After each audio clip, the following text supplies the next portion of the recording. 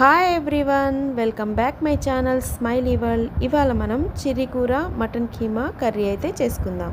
ఇది ఎంతో tasty and healthy అండి. దీనికోసం ముందుగా కుక్కర్లో ఆయిల్ వేసి హీట్ అయిన తర్వాత ఆనియన్స్ని అయితే యాడ్ చేసుకోవాలి.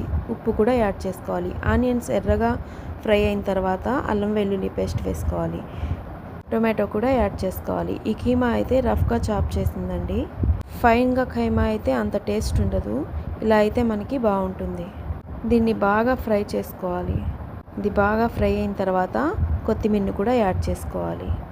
ఈ కర్రీ రైస్లో కానీ రోటీలో కానీ ఎంతో టేస్టీగా ఉంటుందండి. ఇప్పుడు ఇందులోకి మనం పసుపుని యాడ్ చేసుకోవాలి, కారాన్ని కూడా యాడ్ చేసుకోవాలి, ధనియాల పొడి అన్నీ వేసి బాగా ఫ్రై చేసుకోవాలి.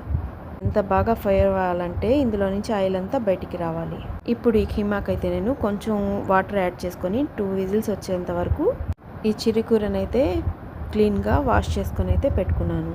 2 విజిల్స్ వచ్చిన తర్వాత ఈ చిరికూరని కొంచెం కొంచెంగా యాడ్ చేసుకుంటూ మనం ఉడకనివ్వాలి. చిరికూరని యాడ్ చేసిన తర్వాత మూత పెట్టకూడదండి. మూత పెట్టేస్తే మనం ఆ చిరికూర అనేది గ్రీన్నెస్ అంతా వెళ్ళిపోతుంది. కలర్ అంతా మారిపోయి అంతగా లుక్ ఉండదు. ఏ ఆకుకూరైనా కానీ మనం మూత పెట్టకుండా కుక్ చేస్తే ఇలాగా గ్రీన్నెస్ అలాగే ఉంటుంది.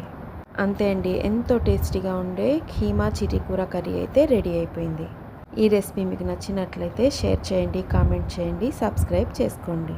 Thank you.